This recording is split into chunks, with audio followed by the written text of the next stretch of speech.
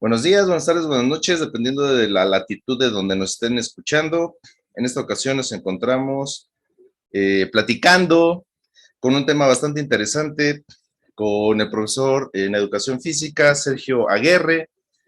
Él escribió un artículo bastante interesante, me lo presentó, que expuso en el Congreso Argentino y Latinoamericano de Educación Física de Ciencias de 2017, y la verdad es que está muy interesante la parte de la investigación que él hizo y desarrolló, y por eso tuve el atrevimiento de invitarlo a que nos platicara sobre el tema de los esguinces, desde el fútbol amateur hasta el fútbol profesional. Entonces, Sergio, ¿cómo estás? Hola Agustín, ¿cómo estás? Bueno, muchísimas gracias por la invitación, por aceptar charlar sobre este tema que considero muy interesante. La verdad es que este contacto que se genera es muy bueno y siempre intercambiar opiniones es muy enriquecedor. Sí, la verdad es que tu artículo bastante bueno, la verdad me gustó mucho, específicamente la parte de la dinámica con la que la vas desarrollando, y ya veremos de qué manera pudiésemos compartir esa información, pero mientras tanto, bueno, nos vas a platicar y nos vas a exponer de algún modo lo que es esa parte. Ya te pasé los controles, si quieres proyectar Perfecto, la bárbaro. presentación que nos tienes. Ahí vamos a compartir.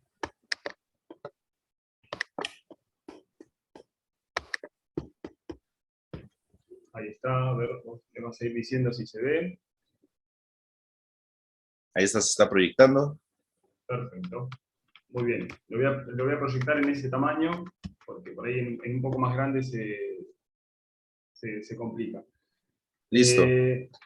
Bueno, el tema es el esguince de tobillo. Lo hice en el año 2017, como decías vos. Yo soy profesor de educación física y tuve la suerte de a través de un profesor de la universidad, poder hacer una presentación en un congreso nacional y latinoamericano también de educación física y ciencias.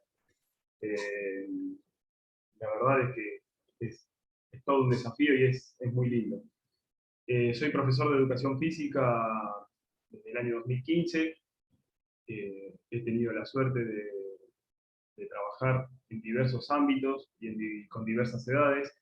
He trabajado en el ámbito público a través de la educación en escuelas, en programas de escuelas de deportes, y también en la parte de fútbol. Me desarrollo desde el año 2014 en el Club Racing de Babio, también pasando por distintas modalidades. He sido preparador físico y técnico en el fútbol femenino.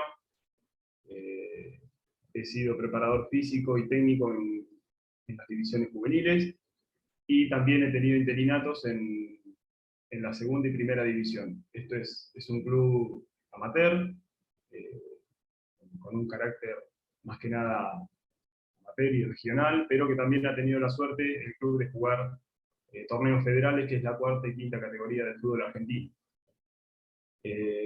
Después de eso tuve la suerte de ser convocado para trabajar en la coordinación de fútbol infantil, fútbol base acá en un club que se llama Asociación Bransen, que es de La Plata. Y por suerte, como te digo, lo que más me enorgullece, por así decirlo, del trayecto que vengo realizando es haber tenido la posibilidad de trabajar en distintas edades, y que es algo que siempre nos va enriqueciendo, porque tiene cada etapa su particularidad, y bueno, creo que nos sirve muchísimo para ir aprendiendo sobre el camino. Sí, claro, entender las diferentes etapas de desarrollo desde las infantiles, desde también entender las diferencias que tienen los jugadores hombres a las jugadoras, es importante para entender el mecanismo, porque no somos iguales. O sea, por ahí hay ciertas tendencias a decir de que todos somos iguales, pero no es así, porque incluso solo por manifestar un cambio físico importante, a los hombres no se les ensanchan las caderas ni tampoco tienen busto. Entonces, Exactamente, las sí, sí, mujeres cuando sí. se van desarrollando, digamos, entre los 12, 13 años todavía, hombres y mujeres pueden jugar a la par, pero Exactamente. ya más grandes se complica, porque además como a las mujeres se les ensanchan las caderas, sus rodillas bajan en B. Exactamente. Hay que practicar un poco más de coordinación. No quiere decir que sean más o menos que los hombres, simplemente somos diferentes. Simplemente, exactamente, ahí creo que hay que hacer esa salvedad que me parece importante. Yo en el fútbol femenino he tenido la posibilidad de aprender muchísimo. Como te digo, he trabajado en el año 2014 y a nivel nacional y regional todavía no se hablaba inclusive de los beneficios que se puede dar a través del entrenamiento en mujeres y en hombres. Hoy en día en el fútbol femenino está integrando cada vez más la relación entre el entrenamiento y la menstruación femenina, y cómo cambia la planificación del preparador físico, en mi caso, en un caso y en el otro. Generalmente nosotros somos cuantificadores de carga, generalmente estamos tratando de buscar trabajar lo más fino posible para un mejor progreso, pero muchas veces hay cuestiones en el fútbol femenino que tienen que ver hasta con lo fisiológico y con lo biológico, como lo es la menstruación, que también obliga a decir que tenemos que estar mucho más cerca y mucho más fino todavía para que haya un mejor rendimiento. Generalmente las planificaciones en fútbol masculino nosotros las podemos planificar de acuerdo a nuestro antojo, y por ahí en el fútbol femenino hay que, si nosotros queremos desarrollar la fuerza o la potencia, sabemos que hay una etapa de su ciclo menstrual en el cual nuestro trabajo va a tener un mejor resultado o no. Pero bueno, sí, la verdad que es muy, muy interesante ese debate que todavía por suerte se sigue dando. Podríamos tener una charla al respecto de ello en otro momento, porque lo que nos atañe ahorita es la parte del esguince. Entonces, me pareció un tema interesante y tu artículo, que ya veremos cómo lo compartimos, pues si quieres, Sí, sí. Arráncate Vamos para a eso. entender el tema. Perfecto, sí. Yo, como te decía, bueno, es un tema que me interesó mucho porque se da bastante en el fútbol amateur, que creo que es el lugar donde todos los profesionales en la educación física iniciamos en el ambiente amateur, y es un tema bastante recurrente. Entonces, bueno, siempre durante toda mi carrera me hizo bastante ruido, y fue por eso que intenté abordarlo desde una parte preventiva. eh, por eso lo puse en la juventud y en la adultez, porque es un fenómeno que se da tanto en etapas formativas como en el fútbol mayor, y tratándolo desde cómo los músculos peroneos y los ligamentos pueden aportar al perfil preventivo. Yo, en primera instancia, lo que voy a hacer es una descripción anatómica funcional de la articulación. Eh, Puede ser la articulación tibio-tarsiana o tibio-peronea estragalina, de acuerdo a los autores donde uno se enfoque. Yo me he enfocado más en el artículo de Capanghi, principalmente formados por la tibia, el peroné y el astrágalo, ¿sí? Dentro de la parte ligamentaria están los ligamentos internos y externos, tibio, estragalino anterior y posterior. Ahora después vamos a hacer la diferencia ahí, los laterales.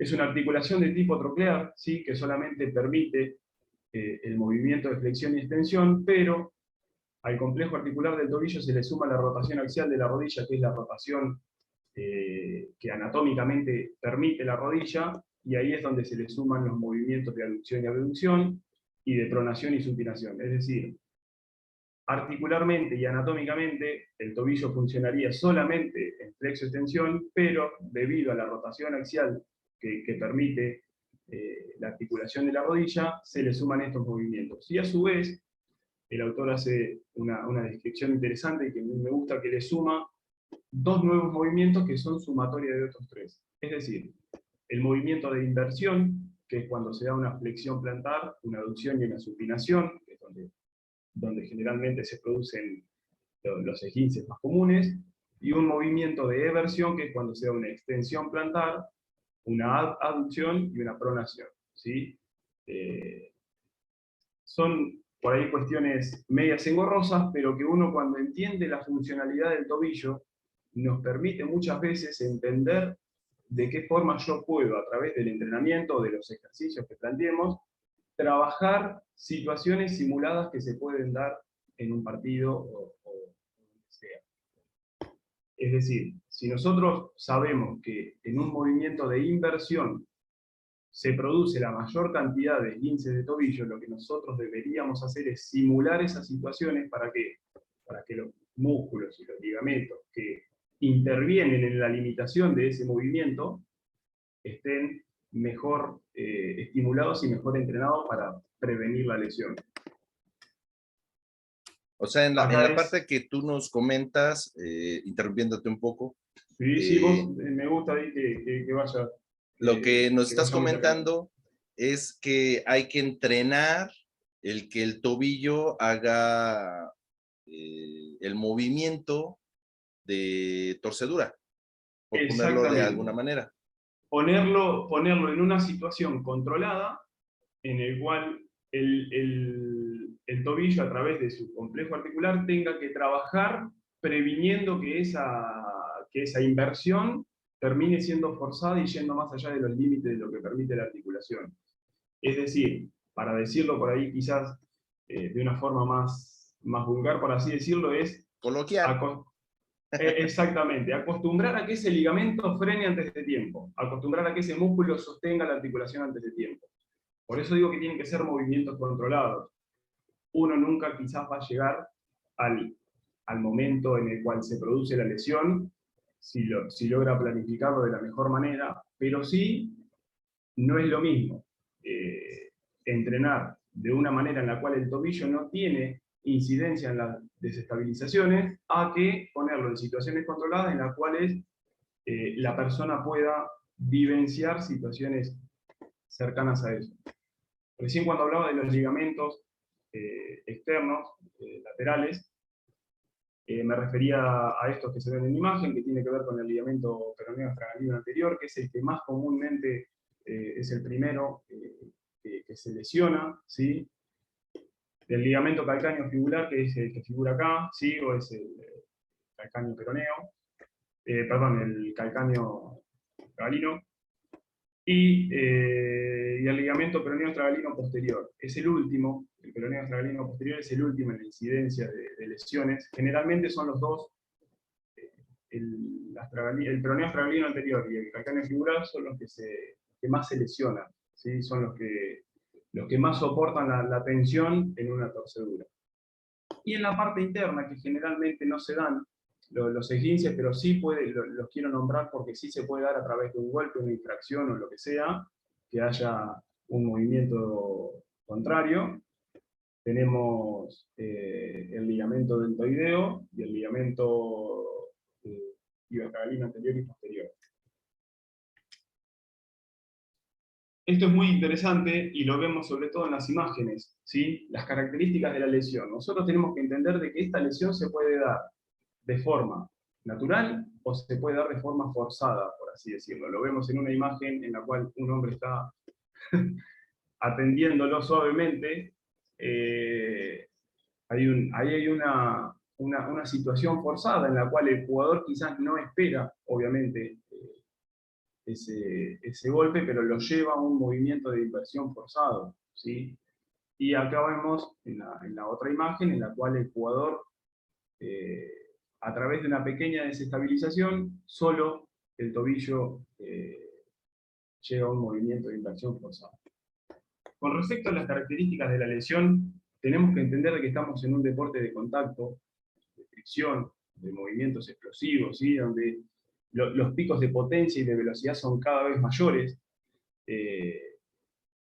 Me gusta recalcar esto, sobre todo, sucede a veces también en el fútbol profesional, pero en el fútbol amateur, los terrenos que muchas veces no son los más aptos, a mí me parece que también juega un papel importante el botín o la bota de fútbol. Recordemos que es un elemento que contiene tapones, que contiene una estructura preparada para una mayor tracción, ¿sí? Para hacerlo más alevosa la diferencia, imagínense la diferencia entre un botín y una zapatilla de tenis. Una zapatilla de tenis quizás para jugar en polvo de ladrillo, la diferencia en el agarre del calzado es muy importante. ¿Por qué? Porque generalmente toda la potencia que genere el jugador a través de la tracción que consigue con el calzado es mucho mayor, ¿sí? Eh, Acá en el último punto lo que yo marco es que a través de un estudio que realizó la UEFA en el año 2016, dentro de las lesiones ligamentarias, el esguince de tobillo era la segunda lesión más aparente, detrás de obviamente la más conocida, que es quizás la lesión de los ligamentos cruzados. Fíjate, ahí hablando de la parte del calzado, que es importante tenerlo en cuenta porque muchas personas no lo contemplan. Ven anunciados unos, acá en México les decimos tacos o zapatos de Ajá, fútbol. sí, Ven anunciado un tenis porque lo usa el futbolista que está de moda y piensan que es el mejor exactamente. zapato y tal vez ese zapato no es para ti.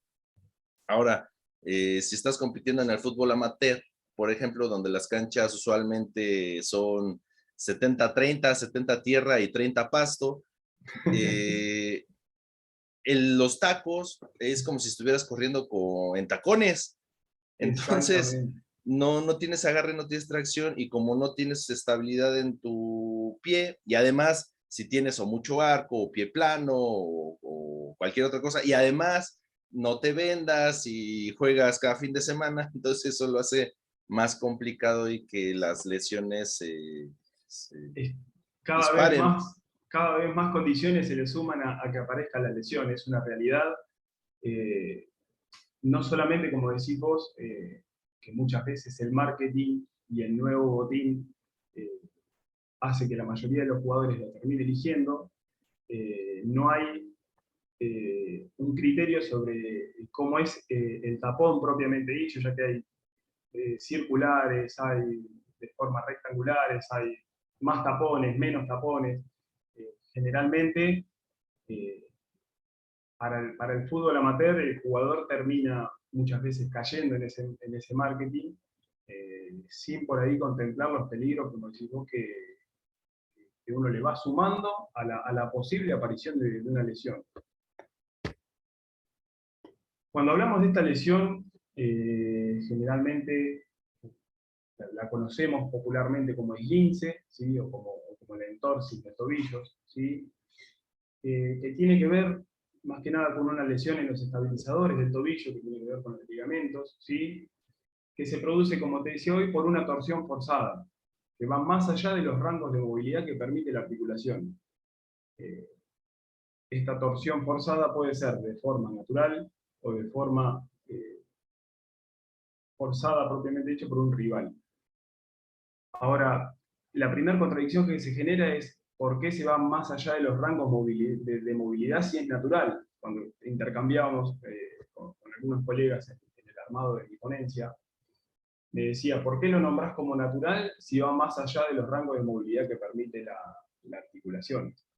Es que generalmente nosotros tenemos que entender también la carga que se le imprime a ese tobillo, ¿sí? Eh, Ante la pequeña desestabilización entra un juego de la carga que yo le estoy ofreciendo con la posibilidad de sostener lo que tiene. Entonces, termina ganando la carga que yo le imprimo a través del cuerpo, de la velocidad que traigo o de lo que sea, y los estabilizadores que no logran sostener esa carga y terminan siendo lastimados. Por eso yo me gusta hacer esa diferencia porque creo que también hay que tenerlo en cuenta a la hora en la que se desarrolla la lesión.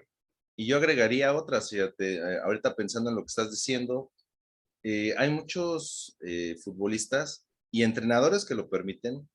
No digo que esté bien o esté mal, cada quien tiene sus formas, pero esos estabilizadores o desestabilizadores que pueden provocar que una persona se tenga entorsis o cómo se diría, o Es sufra 15, de un sí, nosotros, sí, esguince, sí, sí, sí. es en los entrenamientos o en los calentamientos, lo hacen sin espinilleras, por ejemplo, o Claro. entrenan toda la semana sin espinillas. ¿Cómo juegas? Con las espinilleras. Entonces, es un pensamiento personal. ¿Por qué Sí, sí, sí, entrenas sin espinilleras? Tú claro. estás colocando un aditamento al momento de jugar al que no estás acostumbrado. Igual el Es- vendaje. En los Exactamente. entrenamientos no te vendas y luego te quieres vendar en los momentos de partido. Entonces, estás poniendo aditamentos en tu cuerpo a los que no estás acostumbrados. Y cuando te lesionas, dices, ay, es que me pegó o pisé mal. Completamente, completamente. Siempre, así como uno a través de, de las ejercitaciones y de los drills que puede plantear en un entrenamiento, siempre trata de que se parezca lo más al partido posible. Creo que en la cuestión de indumentaria también eso es muy importante, y de los elementos que uno usa es muy importante tener en cuenta. Y agrego otra, Eh, fíjate, los sí, zapatos. sí. Entrenas con unos zapatos en los entrenamientos, valga la redundancia, o en los calentamientos, y en el momento del partido se comete el error también, porque ha pasado, me ha pasado, de que te compras zapatos nuevos y los quieres utilizar en el partido. Es, exactamente, sí, sí, sí, es muy común, es muy común. eh, y terminan, a mí me gusta nombrarlo como que son todos pequeños factores que uno le va sumando a esperar la lesión. Es así. Con respecto a la lesión, tiene 3 grados, ¿sí? El grado 1, 2 y 3. Eh, un primer grado donde se trata de un esguince leve, donde hay una pequeña lesión en los ligamentos, donde no hay una pérdida de movilidad ni de estabilidad. Me gusta llamarlo como un primer aviso. En el fútbol amateur generalmente es ese dolorcito que aparece, pero que puedo seguir. En el segundo grado ya se da una situación un poco más compleja, porque ya hay una rotura un poco más parcial de la cápsula ligamentaria. Ya empieza, acá es una situación bastante particular porque también depende de cada jugador. Ya hay algunos jugadores que manifiestan perder algo de estabilidad y algo de movilidad. Y ya en el grado 3 ya es una situación un poco más compleja, ya quizás hasta se dan roturas totales del ligamento, inclusive en algunos casos con desprendimiento de la cabeza del peroné, eh, en el cual ya obviamente se da una pérdida de movilidad y de estabilidad importante. Sí es importante entender acá de que muchas veces la lectura tenemos que tratar de hacerla nosotros, teniendo en cuenta la opinión del jugador, pero intentar rápidamente visualizar la cuestión de la inflamación, la cuestión de la pérdida de movilidad, la cuestión de la pérdida de estabilidad, porque el jugador generalmente, sobre todo si está siendo considerado, si está en competencia, generalmente tiende a, vamos, vamos, que puedo, pero hay una diferencia abismal en las recuperaciones de una y otra. ¿Sí? Generalmente, un primer grado puede ser mucho más fácil de recuperar que los demás, entonces hay que estar muy atento a eso. Sobre todo con, como nombro acá abajo, la atención primaria, cuando se produce la lesión, ¿sí? Es bastante conocido y se da en cualquier lesión ligamentaria, que es descanso, hielo, compresión y elevación.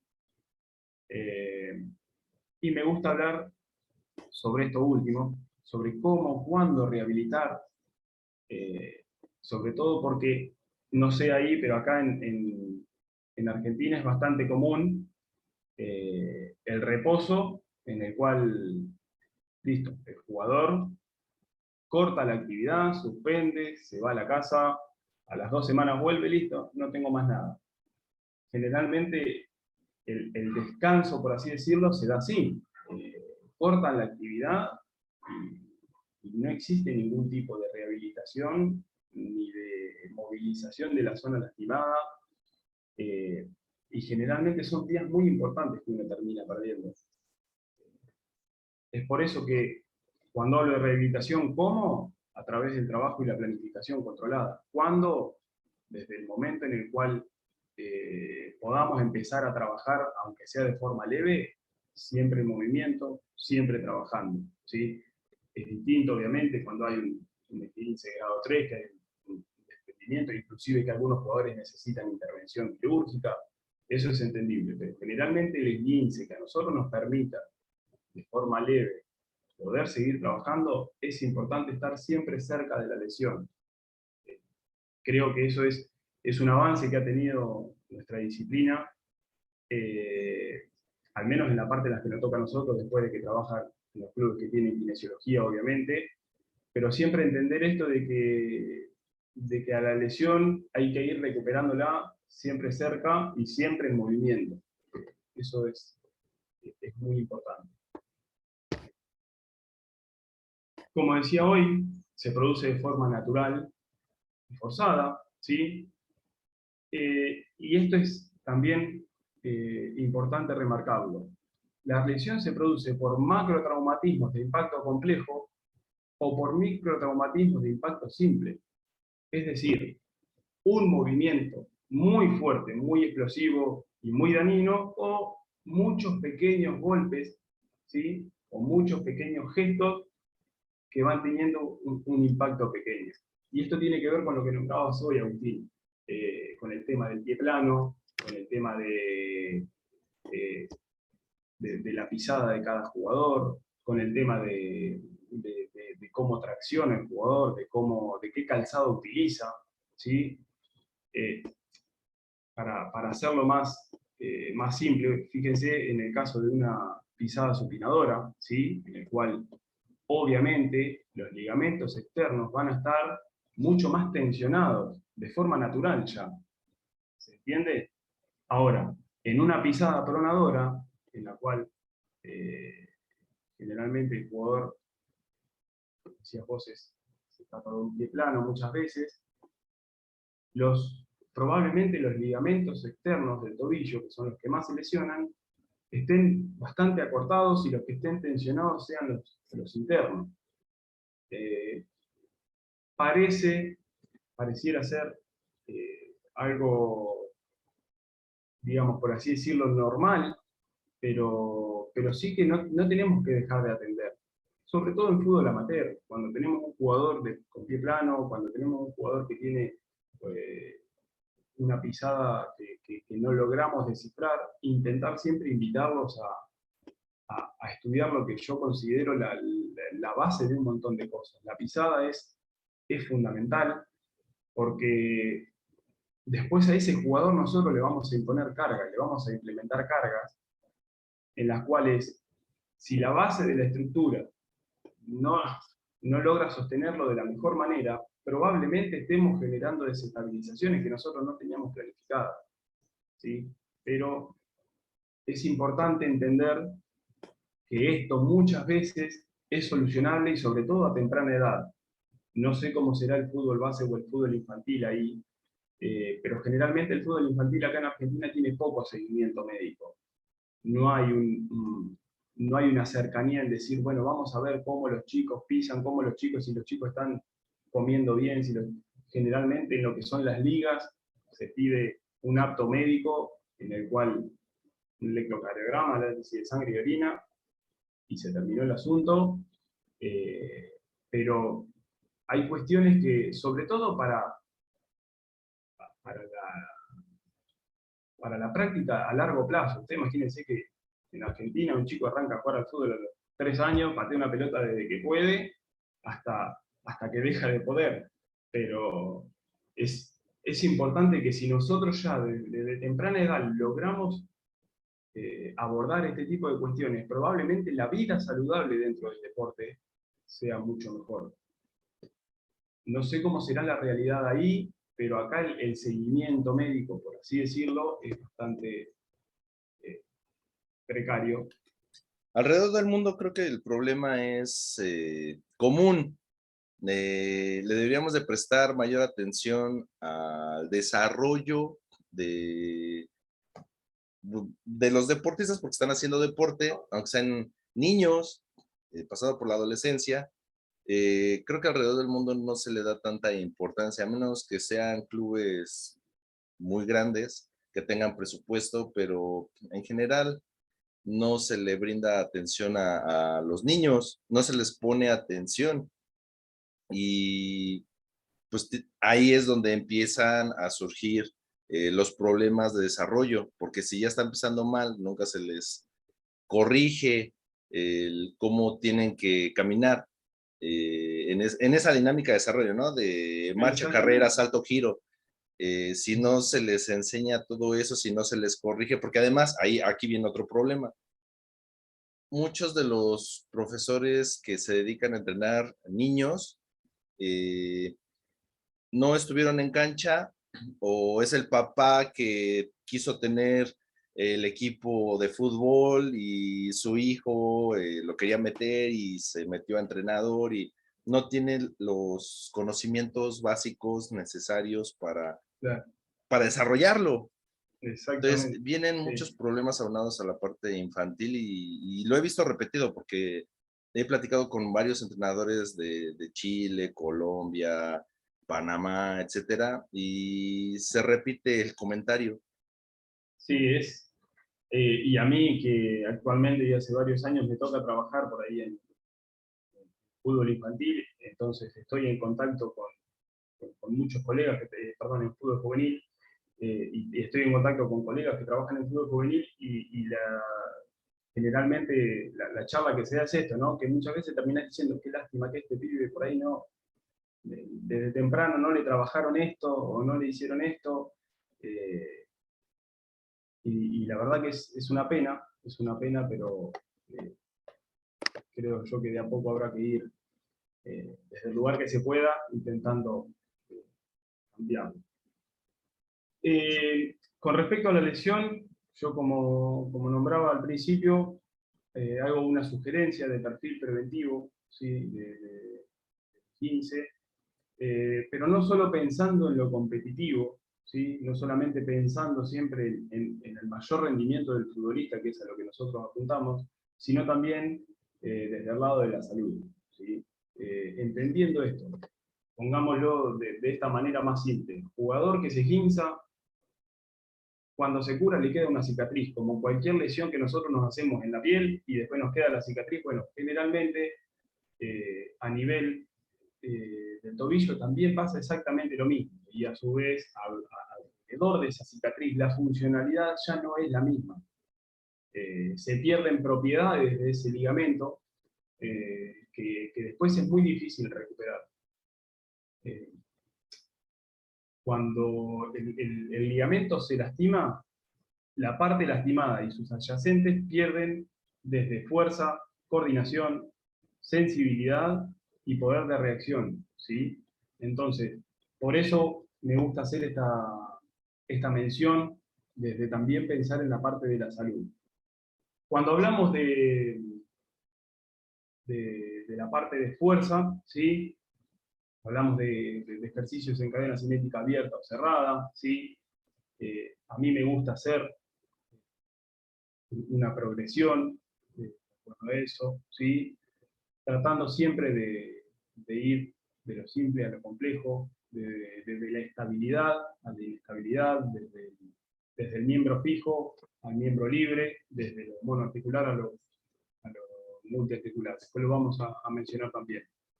Me gusta mencionar el core porque considero que es muy importante en la estabilización del cuerpo, y como hablábamos al principio, hacer un deporte de tracción y un deporte en el que hay mucha fricción y es cuerpo a cuerpo, eh, creo yo que tener un core fortalecido es muy importante.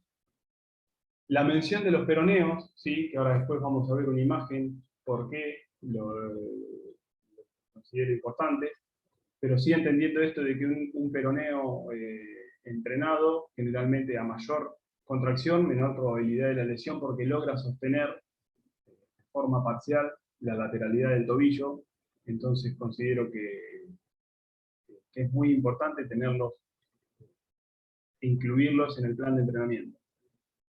A través del entrenamiento de la fuerza vamos a lograr un mejor reclutamiento de fibras, mayor cantidad de fibras implicadas en el sostenimiento de esa articulación, una mejor coordinación entre los músculos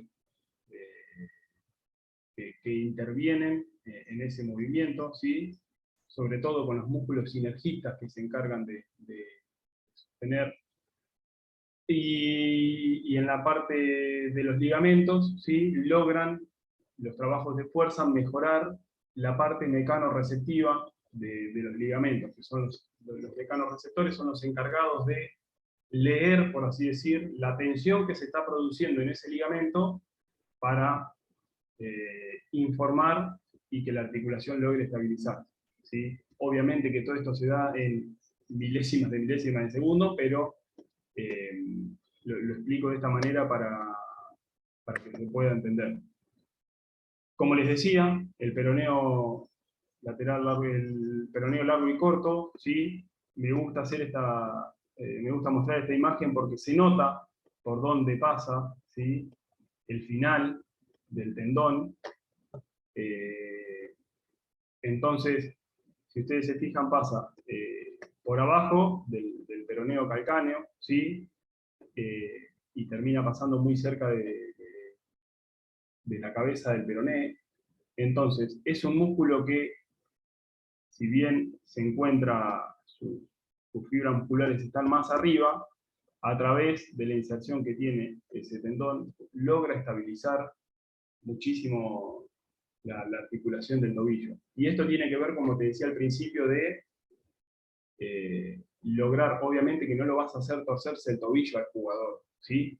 Pero sí llevamos un movimiento similar a una torsión para que el jugador, a través de la tracción en ese momento, logre estar utilizando los peroneos, que son los encargados de la parte muscular, intervenir en ese momento.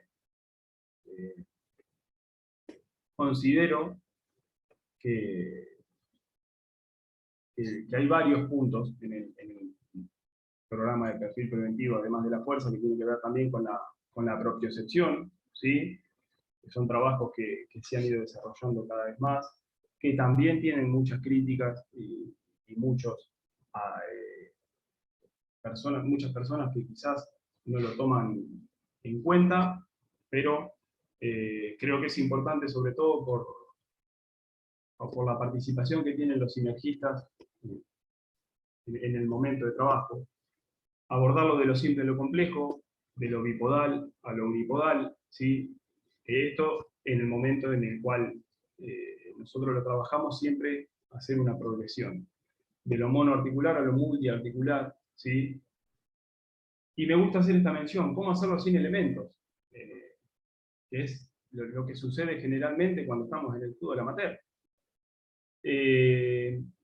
Nosotros cuando generalmente hablamos de ejercicio de propiocepción, vemos los bósulas, media esfera, de ejercicios con bandas, un montón de cuestiones que a veces en un club de pocos recursos no los obtenemos, y esto se puede trabajar a través de una planificación organizada, como lo estoy marcando acá, ir de lo simple a lo complejo, anulando algún sentido, por ejemplo, anulando el sentido de la vista, que el jugador cierre los ojos y se quede en un pie.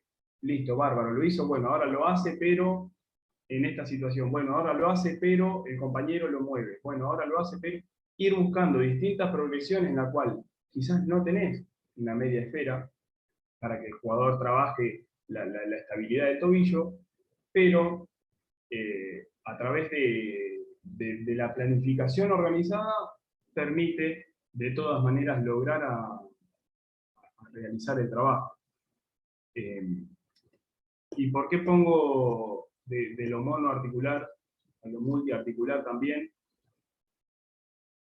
Porque tenemos que entender de que no vamos a mejorar también solamente y vamos a prevenir el esguince de tobillo trabajando analíticamente solo en el tobillo.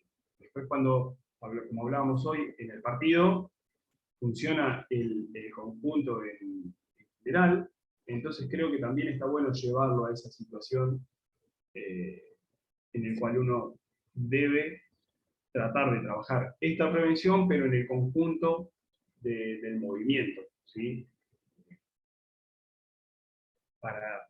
¿Qué quiero hacer la salvedad de esto? De estar estabilizando solo con los ojos cerrados en una pierna para ir trabajando la estabilización del tobillo, a que haya un desplazamiento y que termine en una estabilización.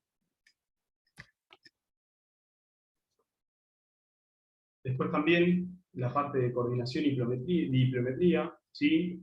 Los puse juntos, si bien entiendo que son cuestiones separadas, me gusta ponerlos juntos porque tienen algunos objetivos similares: la ganancia de potencia, de agilidad, de velocidad, de las adaptaciones a los diversos apoyos, ¿sí? Esto sigue nombrándonos a lo que, o llevándonos a lo que hablabas hoy, del tema de las pisadas, ¿sí? De cómo el pie constantemente se está adaptando a la distinta situación que yo le ofrezco, que son las cuestiones de ajuste que el mismo cuerpo hace, ¿sí? Buscamos contracciones que tengan mayor velocidad, mayor explosividad, ¿sí? Y sobre todo creo yo que me gusta englobarlos a los dos en esta oración, por así decirlo, que sea la fuerza aplicada en el momento justo.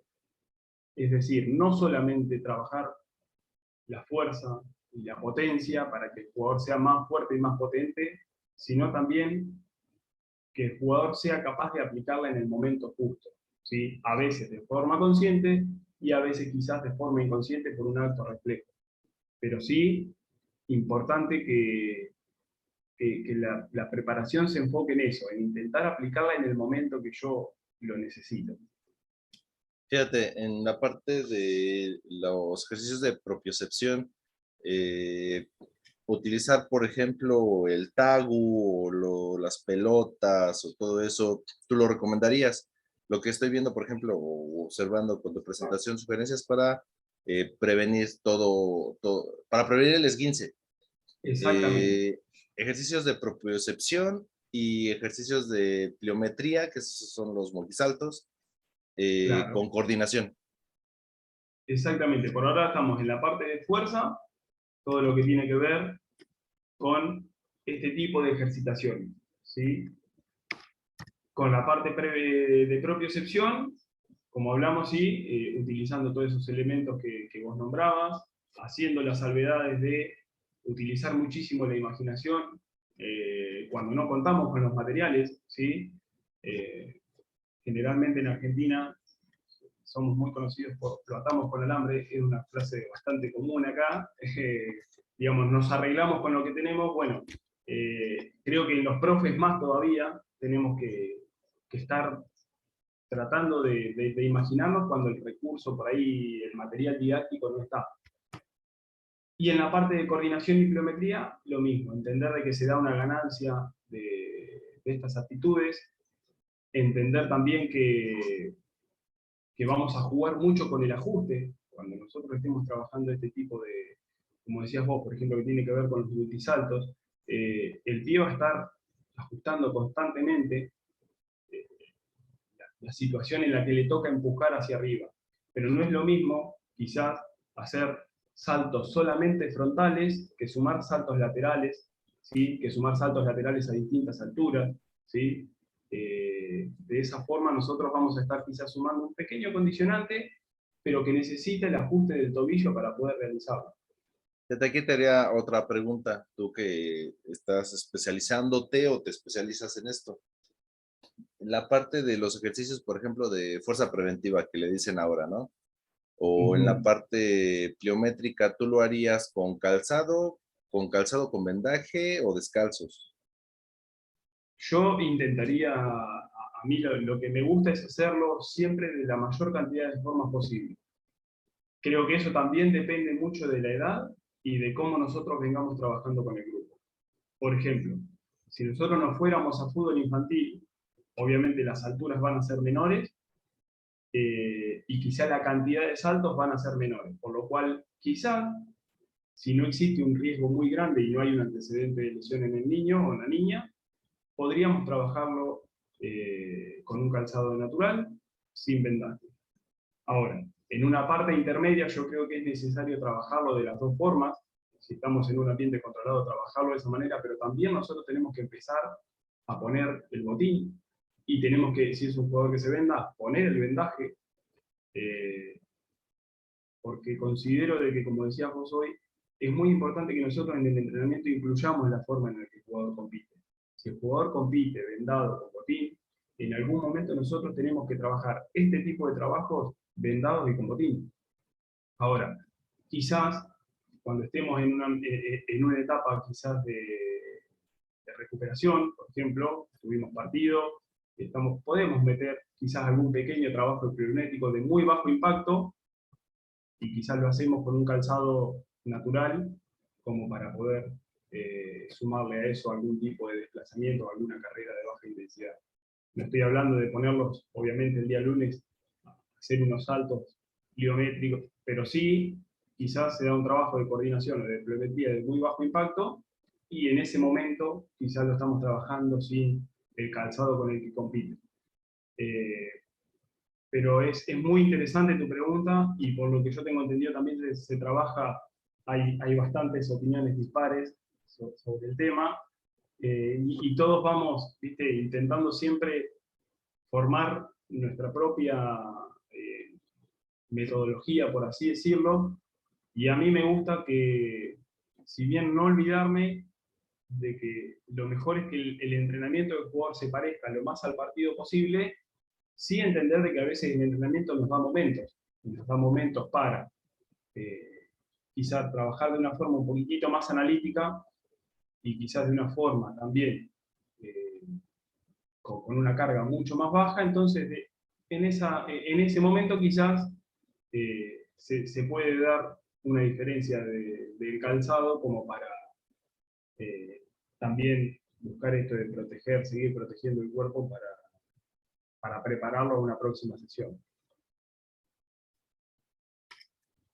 Y por último, me gusta hacer esta diferencia, si bien aclaro, y no tengo problema en decirlo, no soy nutricionista, sí, pero a través de la charla y el intercambio con diversos nutricionistas que hice durante el armado de mi ponencia, sí hay, a través de la alimentación, distintos factores que yo puedo hacer para ayudar a la prevención de las lesiones de tipo ligamentaria. Y obviamente que en un plantel de fútbol profesional, donde hay nutricionistas, donde los recursos quizás son mucho mayores, no hay este tipo de análisis, y no hay, el profe no debe andar hablando sobre este tipo de cuestiones. En el fútbol amateur, obviamente que también nosotros no estamos en la casa del jugador, pero sí son temas que tenemos que hablarlo. Nosotros tenemos que ponerlo sobre la mesa para que el jugador después sea el que decida. El jugador debe saber de que hay algunos alimentos que tienen diversas vitaminas, por ejemplo, que ayudan, como dice ahí, con la producción del colágeno, que forman parte de los ligamentos. Algunas vitaminas que ayudan a fortalecer el sistema inmune, a contribuir a la formación de cartílago y demás. Como ustedes verán ahí, son todos generalmente alimentos sanos: frutas, verduras, frutos secos, pescados, huevos, lácteos. También tiene que ver mucho con la idiosincrasia del lugar donde nosotros estemos trabajando. Pero sí es importante al menos nombrarlo y hacerle conocer al jugador que no es lo mismo comerse una fruta cítrica, si tiene la posibilidad porque está en estación y porque es económica. No es lo mismo comerse eso que quizás no comer nada porque no tiene la costumbre de comer nada. Entonces, acá generalmente la educación nutricional que hay en nuestro país a veces tiene sus complicaciones. ¿Por qué? Porque el jugador quizás no come nada en toda la tarde y después a la noche cena de forma abundante, ¿no? Y quizás tiene los medios para poder hacerlo. Hay innumerables casos en los que me ha tocado de jugadores que tenían los medios y los recursos económicos como para poder tener alimentos saludables, pero por una mala nutrición, como me gusta decir a mí, te compras otro boletito para ganarte la lesión. Después, obviamente, la función de las proteínas, ¿sí?, en la formación de estructura corporal es innegable, ¿sí? Y el zinc, que ayuda a mantener un sistema inmunológico saludable, la síntesis de proteínas. Como verán, les vuelvo a repetir, son alimentos que son conocidos, que son bastante comunes en la mayoría de las culturas, pero generalmente si nosotros logramos hacerle entender al jugador de que tiene la posibilidad que ordenándose, este es un punto más en el cual él puede autoayudarse, a veces podemos llegar a lograr mejores resultados todavía. Fíjate, la prevención de lesiones a través de la nutrición me agrada como tema, porque es cierto, si uno entiende cómo funciona el organismo, va a hacer que tenga mejor rendimiento. Veía un documental hace muchos años, no me acuerdo cómo se llama, pero te manejaba la idea, por ejemplo, lo que tú estás mencionando. Y un deportista que tiene hambre, ¿qué es lo primero que busca? Algo que lo llene rápido. El organismo no sabe qué se está comiendo porque las denominaciones las hemos dado nosotros, pero sí entiende de manera natural los químicos que se está metiendo. A lo mejor no por nombres, pero sí los identifica. Entonces, un futbolista en el fútbol amateur, por ejemplo, ¿qué es lo primero que busca después de haber jugado? Unas papas. ¿Por qué? Porque es lo más rápido para sentirte lleno. Y si el Exactamente. jugador entendiera que lo mismo que te produce las papas, te produciría comerte una ensalada, solo que la ensalada va a tardar 15 o 20 minutos, era lo que decía el documental, no me acuerdo cómo se llama, pero estaba Sí, sí. interesante. Tú te vas a comer una ensalada y te vas a sentir satisfecho después de 20 minutos porque el organismo desdobla lo que tiene, proteínas, minerales, vitaminas, lo que tenga, dependiendo de lo que te comas, pero tarda un poco más que si solo comes hidratos de carbono o carbohidratos, que es lo que tienen las papas. Entonces, explicándole eso a las personas, a los niños, a los adolescentes, a los jugadores, desde infanto hasta adultos, creo que podrían decir, ah, bueno, sí tengo hambre, pero no me voy a comer esas papas, me voy a comer mejor no sé, esta ensalada o esto, lo que sea, otro O lo tipo de que sea. alimentos Sí, que te sí. doten de otro tipo de nutrientes o de vitaminas o de minerales, aunque me sienta satisfecho 10 o 15 minutos después. Cuando tú les dices eso, creo que pueden entender que, ah, bueno, me voy a sentir satisfecho, solo tengo que esperar porque mi cuerpo necesita canalizar y entender que ya comí. Exactamente, exactamente. Y después, esto está bueno inclusive practicar, porque cuando uno va a cambiar algo, una idea que a veces está muy arraigada, como decís vos, en el fútbol amateur, termina el partido y carbohidratos para el jugador, intentarlo un día de semana, intentarlo después de un entrenamiento para que el jugador también, en ese, mirá, sí, sirve, se puede, eh, es muy importante. Y también llevar a la reflexión de que nosotros fisiológicamente, hablando de, fisiológicamente somos una pequeña maquinita, después obviamente que entra la parte humana y la parte más social, pero si nosotros a nuestra maquinita le echamos el mejor combustible, seguramente va a funcionar de una manera. Ahora, si nosotros le echamos el peor combustible, no podemos esperar el mejor rendimiento. Muchas veces eh, los jugadores empiezan a cambiar su hábito cuando lo prueban y se dan cuenta de que les da resultado. Pero bueno, es importante insistir, es importante eh, entender también la historia de cada jugador, pero es un punto en el cual nosotros también, sí, repito, no soy nutricionista, pero sí, el que tenga el apoyo del nutricionista en el club, eh, mejor todavía, pero cuando no, siempre consultar, siempre charlar, intercambiar con nutricionistas para ver las formas en las que se puede abordar, mejorar la alimentación de los jugadores.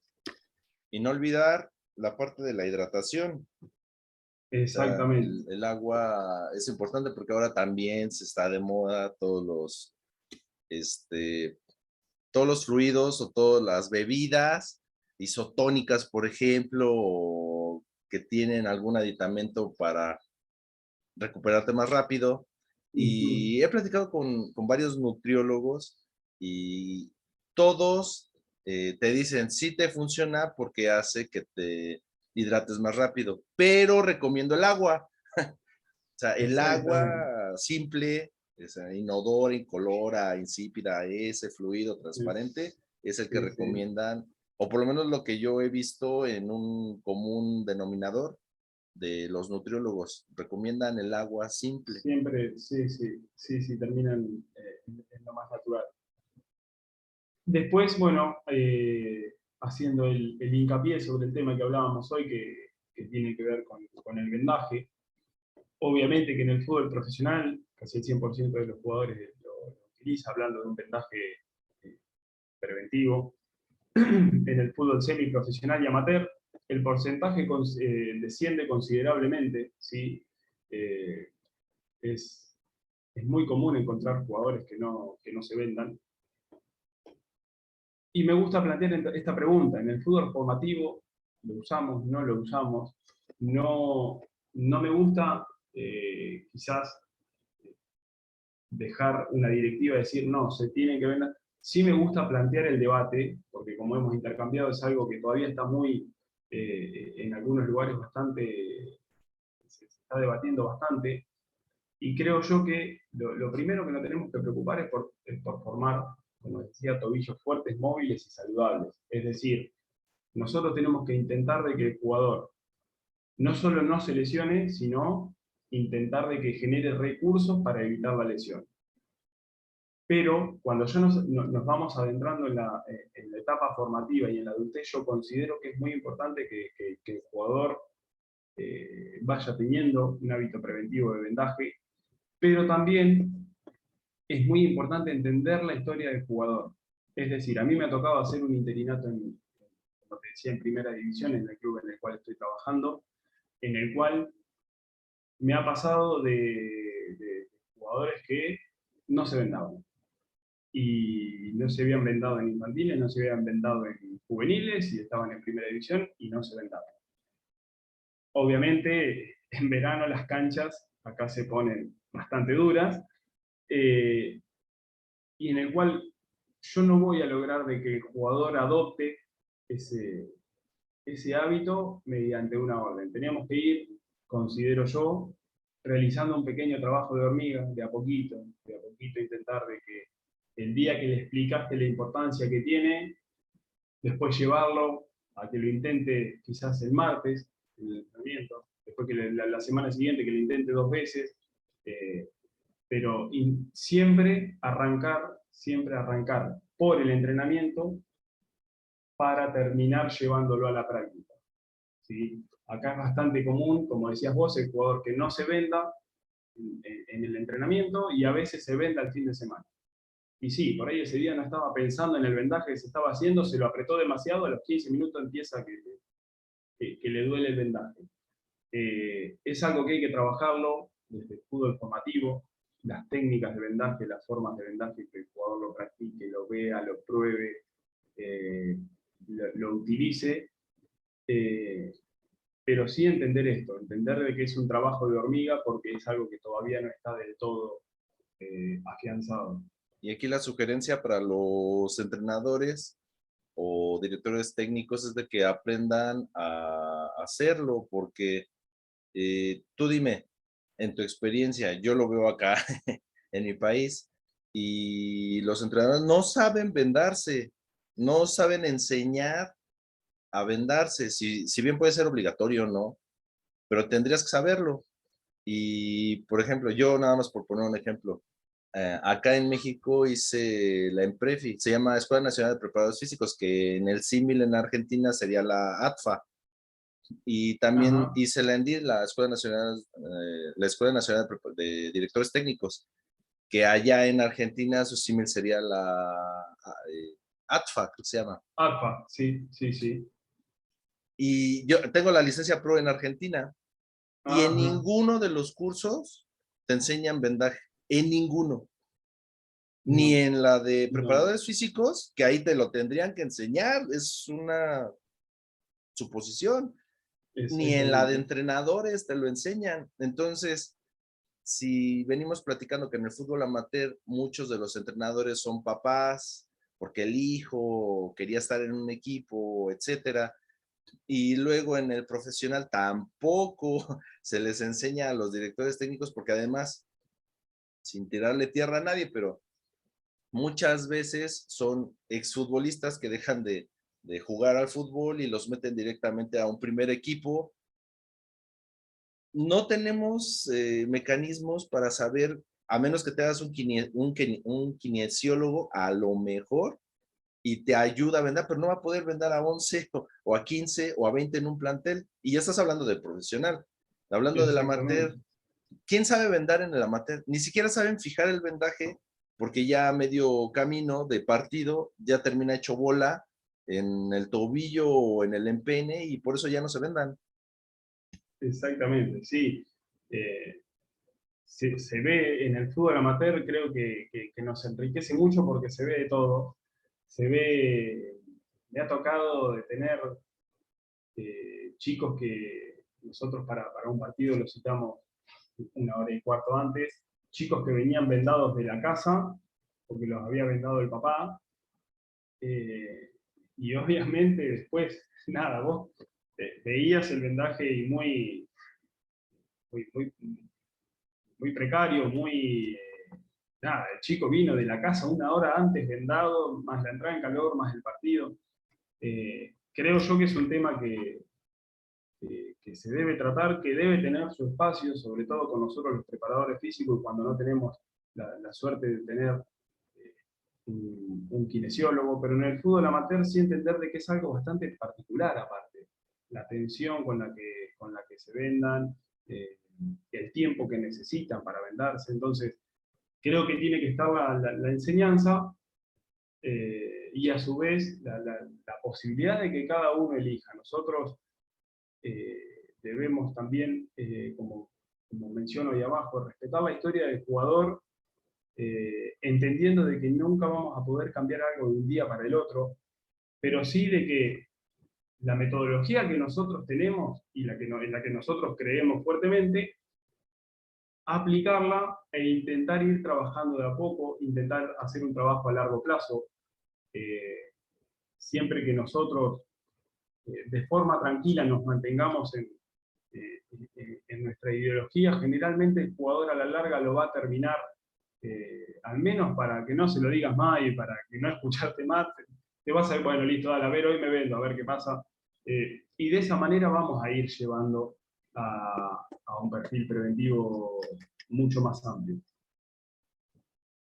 Como decía hoy, me gusta hacer esta salvedad entre el fútbol profesional y el amateur. ¿Por qué? Porque en el fútbol amateur no hay una investigación científica. Vos fíjate que yo para arrancar esta ponencia tomé, digamos, los datos de un estudio de la UEFA sobre fútbol profesional. Eh, no hay las investigaciones que yo realicé de entrevistas con colegas, pero sí debemos entender de que tenemos que buscar el equilibrio entre el deporte y la salud, ¿sí? Tenemos que saber de que muchas veces se da una falta de recursos o de materiales, y ahí, como menciono, es donde aparecen las ideas.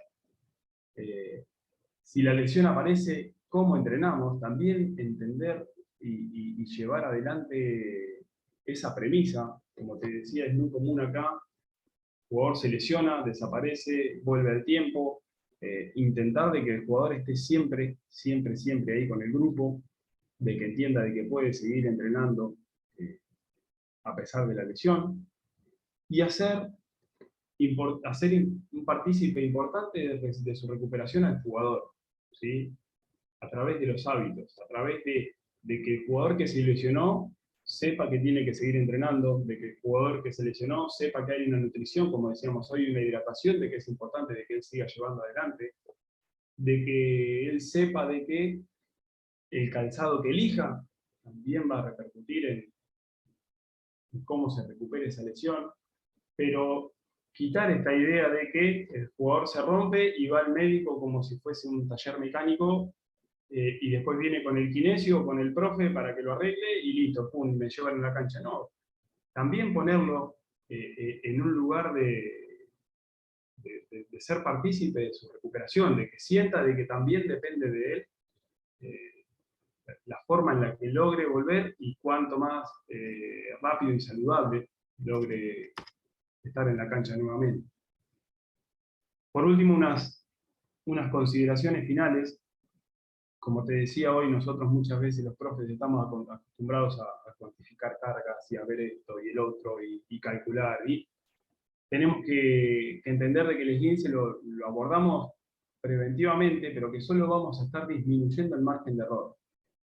La lesión se produce por un montón de causas, desde físicas hasta sociales, hasta psicológicas, a veces hasta ajenas, porque vino uno, me pegó una patada y me lastimó.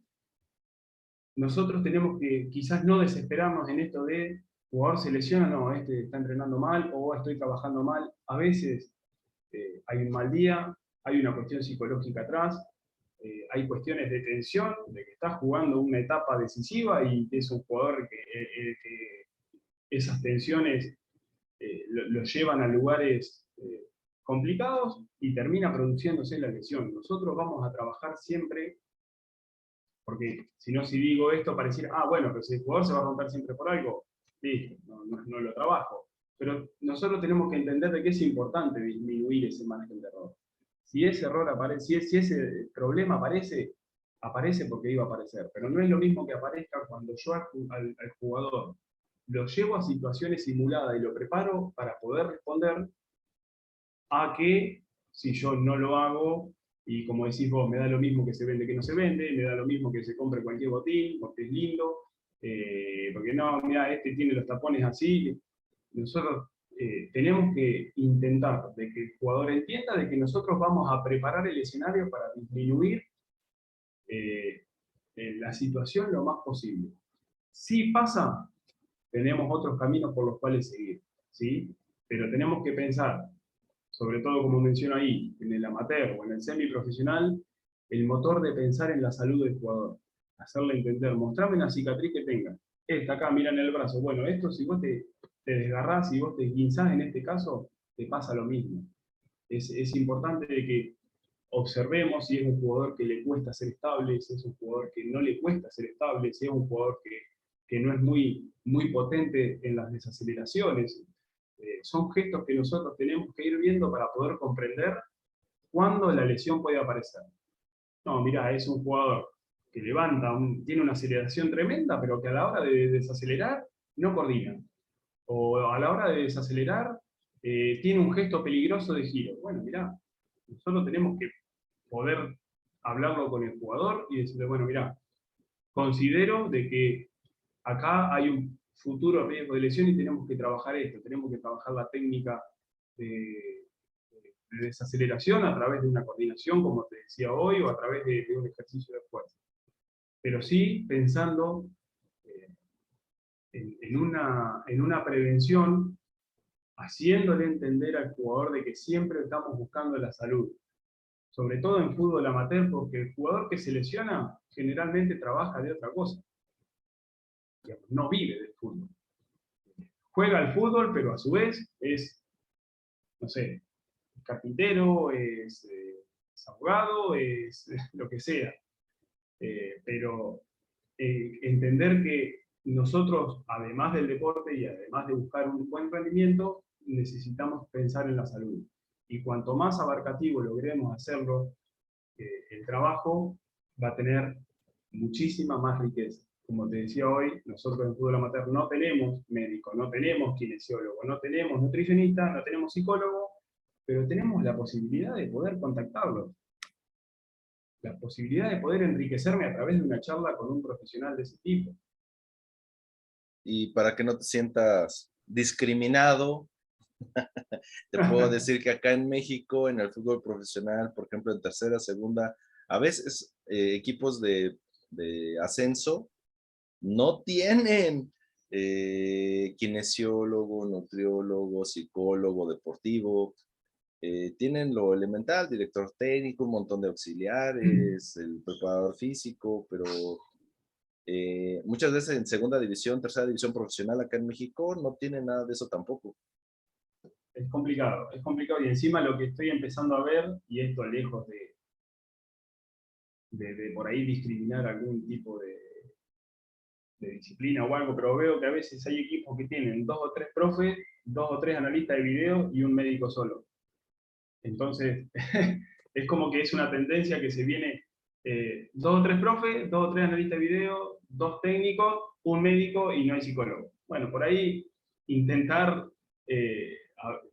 empezar a generar, pero no solamente esto pensando, porque no soy ni defensor de los médicos, ni de los psicólogos, ni de los nutricionistas, pero sí entender en esto de que nosotros necesitamos de que nuestra labor sea lo más multidisciplinar posible, porque cuanto más información tengamos del jugador y cuanto mejor lo podamos abarcar, más chance vamos a tener de mejorarlo.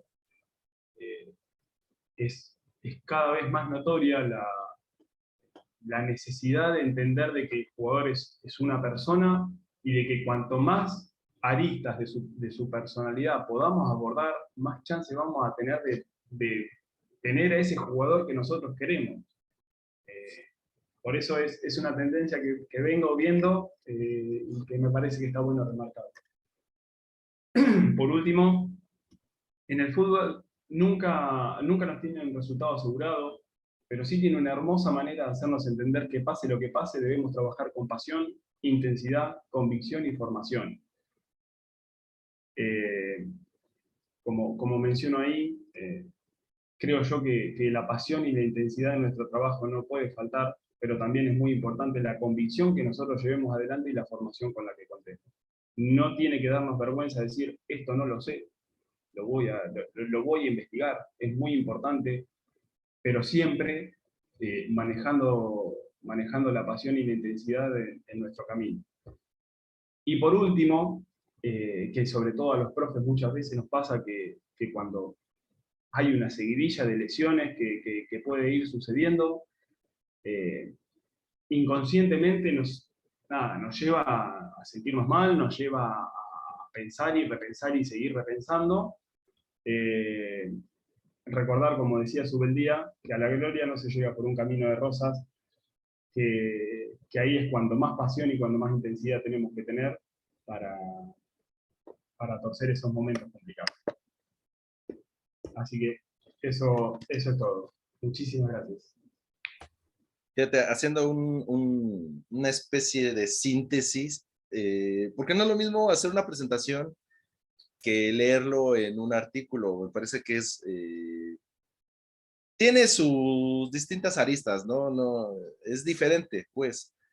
Pero en el caso del artículo, y así como lo vas presentando por secciones, me gustaría resaltar, por ejemplo, la parte del entrenamiento, qué tipos de entrenamiento y sobre qué superficies vas a entrenar, ¿no? En esa parte de prevenir el esguince. Acá en México, por ejemplo, hay un uruguayo, fue bastante famoso o conocido acá, ¿no? Se llama Daniel Ipata. Y diseñó, me acuerdo, ahorita me estoy acordando, una charola, no sé cómo decirlo, una parrilla sobre el piso, donde tenía un cajón, tenía pelotas de tenis, y otro cajón a un lado tenía piedras. En otro cajón tenía unas barras de hierro, de metal, PTRs les decimos acá en México, no sé cómo les digan allá, unos modulares, unos fierros. Sí, sí, Y el sí. último, creo que era unos colchonetas. No me acuerdo, le ponía diferentes cosas y hacía pasar a los jugadores sobre esas superficies en su idea de hacer que el tobillo tuviera lo que tú dices, diferentes rangos de movilidad, aunque solo tiene un grado de libertad, como lo decíamos, ¿no? El que el tobillo se desplace hacia diferentes lugares lo produce o le ayuda las articulaciones también de la rodilla, ¿no? Sí, sí. Pero él hacía eso y llamaba mucho la atención porque decía, pues este está loco, ¿cómo lo hace? Porque eso lo empezó a implementar en un club acá en México que se llama Pachuca y nos vamos a encontrar con muchos preparadores físicos que entienden que es importante la prevención de lesiones y empiezan a idear cosas como las que estoy platicando ahora. Entonces, en lo que tú platicabas en el artículo, yo resaltaría eso, la parte del calzado, que si Exactamente. ya sienten que te vas a deslizar, porque se siente, o sea, tú te pones unos zapatos y vas a jugar y vas a patear un balón, sientes no que te deslizas con el pasto, sino que te deslizas con la suela del zapato. En ese momento ese zapato Exactamente. no es para ti, porque te vas a Exactamente. lesionar. Igual si está mal atado, porque ahora hay zapatos que no tienen agujetas, es como un resorte. Entonces, eso tiene mucha flexibilidad con la fuerza que provoca pues, el propio pie. Entonces, estamos pateando un balón de Exactamente. casi medio Sí, kilo. sí. Claro, claro, sí. Y a su vez que los distintos desplazamientos te llevan a necesitar de ese calzado de una manera que se está pensado para que esté atado de forma firme y quizás no me lo ato porque no me di cuenta, no me gusta. El jugador que se lo ata pero que se lo deja flojo. Eh, con respecto al entrenamiento es muy importante. Hay entrenadores que les gusta, hay preparadores físicos que les gusta trabajarlo más de forma analítica, con trabajos de este Por tipo que ejemplo. lo decías vos, y hay algunos que les gusta trabajarlo de forma más global en el campo, con pelota.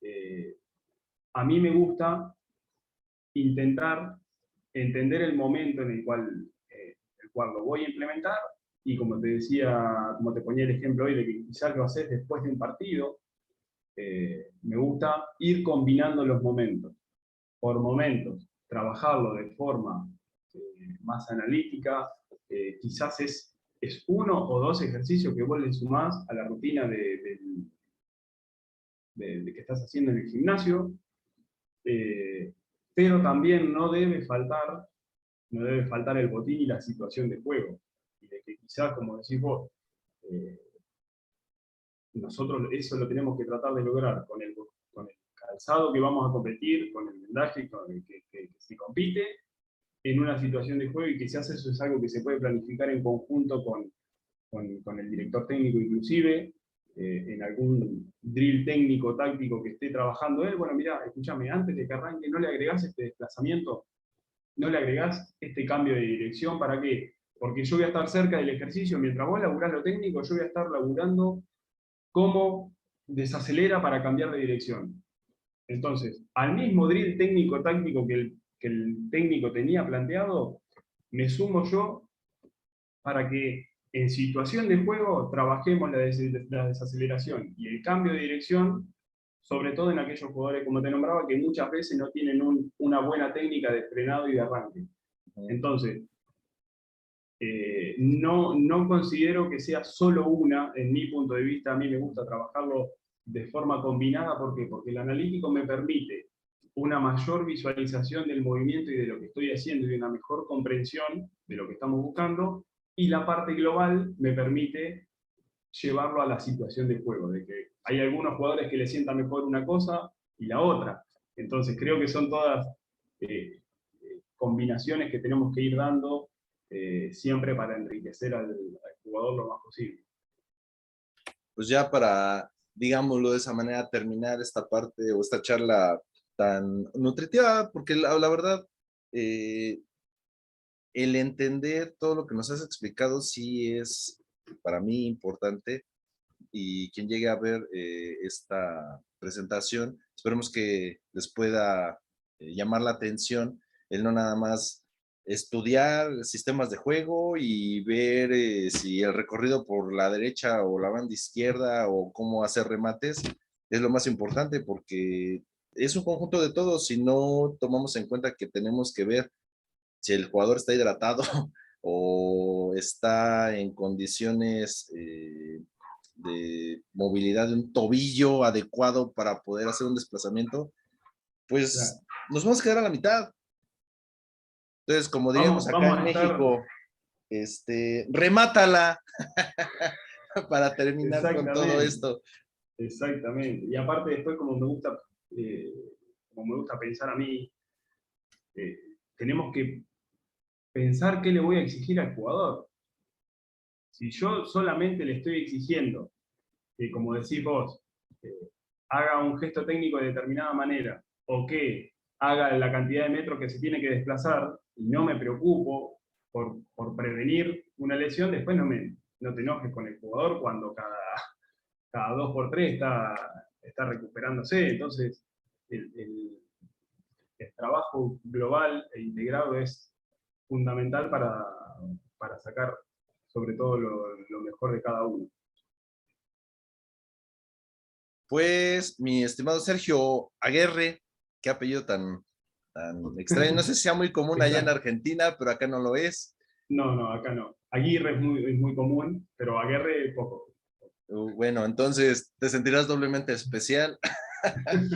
Te agradezco mucho la atención y el que te hayas tomado la molestia de hacernos esta presentación. Nosotros seguiremos platicando, obviamente, ¿no? Ahí la comunicación siempre existirá. Y pues nada más para si alguien tiene el interés de platicar contigo, de que le compartas tu artículo, pues ¿dónde te encuentran?